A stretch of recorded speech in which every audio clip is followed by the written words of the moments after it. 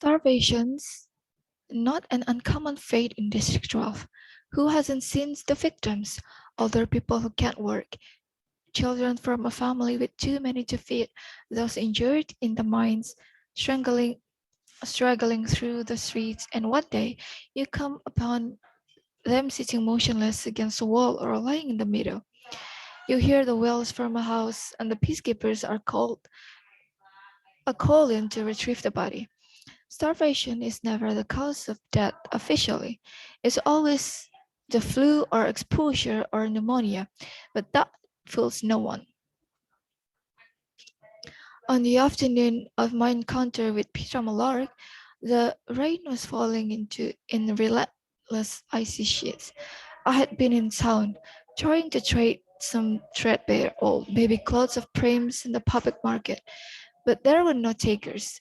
Although I had been to the hub on several occasions with my father, I was too frightened to venture into that rough, gritty place alone. The rain had soaked through my father's hunting jacket, leaving me chilled to the bone. For 3 days, we'd had nothing but boiled water with some old dried mint leaves I'd found in the back of a cupboard. By the time the market closed, I was shaking so hard I dropped my bundle of baby clothes in the mud puddle. I didn't pick it up for fear I would keel over and be unable to regain my feet. Besides, no one wanted those clothes. I couldn't go home because at home was my mother with her dead eyes and my little sister with her hollow cheeks and cracked lips. I couldn't walk into the room with the smoky fire from the damp branches I had scavenged at the edge of the woods after the coal had run out, my buns empty of any hopes.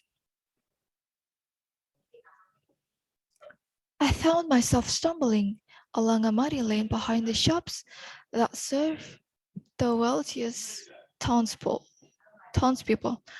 The merchant lives above their business, so I was essentially in their backyards.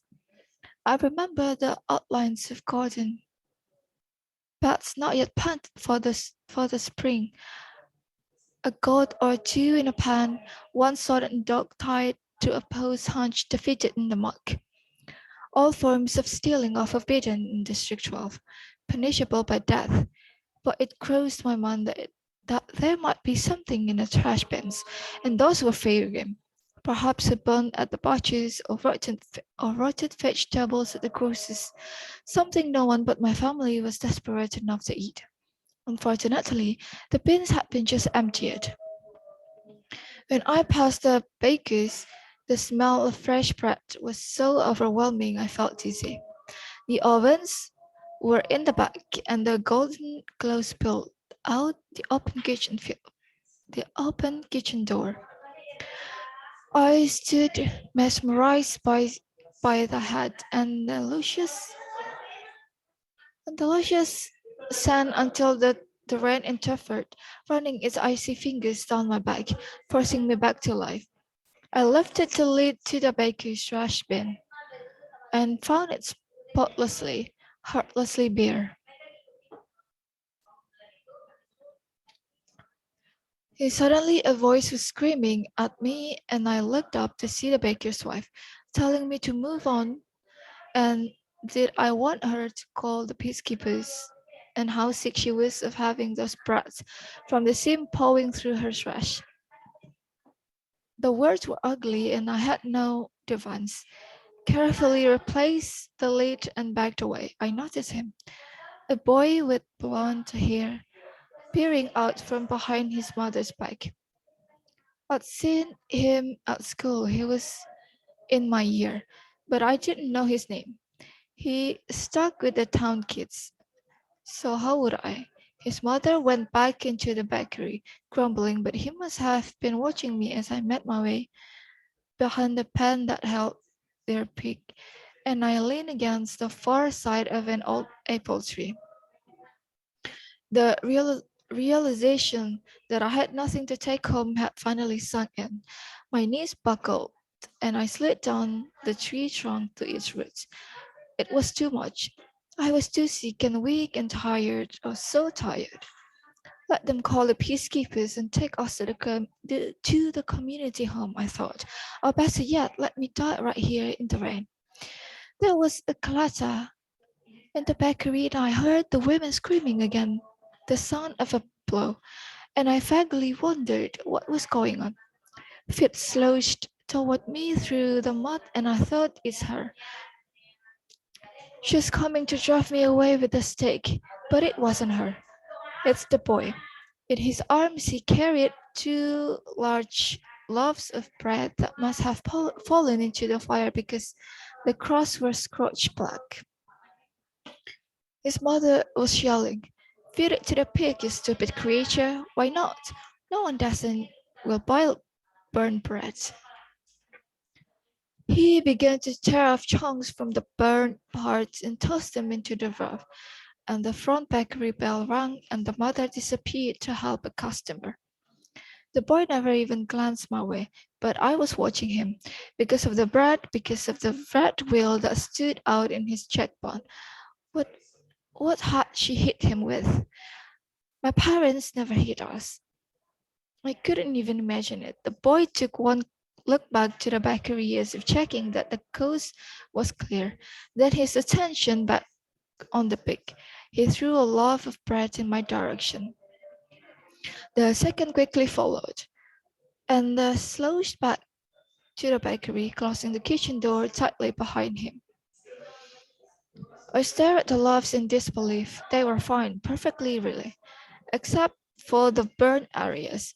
Did he mean it to me to have them? He must have, because there they were at my feet. Before anyone could witness that what had happened, I shoved the loaves up under my shirt, wrapped the hunting jacket tightly about me, and walked swiftly away. The heat of the bread burned into my skin, but I clutched it together, clinging to my life. By the time I reached home, the loaves had cooled somewhat, but the inside were still warm. When I dropped them on the table, Prim's hand reached to tear off a chunk, but I made her sit.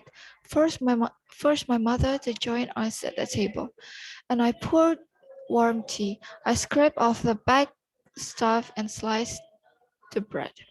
We ate an entire loaf slice by slice. It was good-hearted bread filled with raisins and nuts. I put my clothes to dry at the fire, crawled into bed, and fell into a dreamless sleep. It didn't occur to me until the next morning that the boy might have burned bread on purpose, might have dropped the loaves into the flames knowing it meant being punishment, and then delivered them to me. But I dismissed this. It must have been an accident. Why would he have done it? He didn't even know me. Still, just throwing me the bread was enormous. Kindness that would have surely resulted in a beating if discovered. I couldn't explain his action. We ate slices of bread for breakfast and headed to school. It was as if spring had come overnight, warm sweet air, fluffy clouds. At school, I passed the boy in the hall. His cheek had swelled up and his eye had blackened. He was with his friends and didn't acknowledge me in any way. But as I collected Prim and started for home that afternoon, I found him staring at me from across the schoolyard. Our eyes met for only a second, then he turned his head away. I dropped my gas and berets, and that's when I saw it. The first dandelion of the year. A bell went off in my head.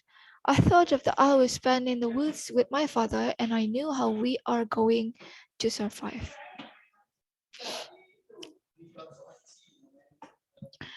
To this day, I can never shake the connection between this boy, Peter Malark, and the bread that gave me hope, and the dandelion that reminded me that I was not doomed.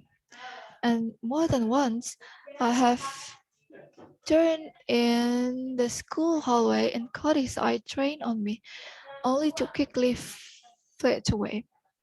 I feel like I owe him something, and I hate owing people. Maybe if I had thanked him at some point, I'd be feeling less conflicted now.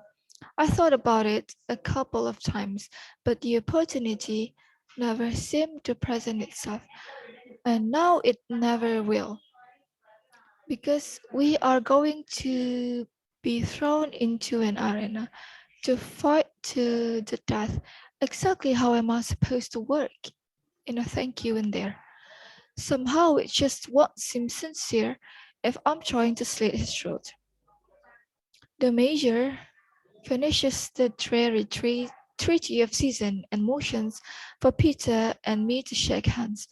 His are as solid and warm as those loaves of bread.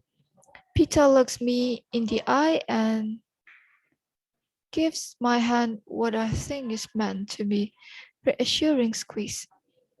Maybe it's just a nervous spasms. We turn back to face the crowd as the anthem of the Panem plays. Oh, well, I think. There will be 24 of us. Odds are someone else will kill him before I do. Of course, the odds have not been very dependable of the late.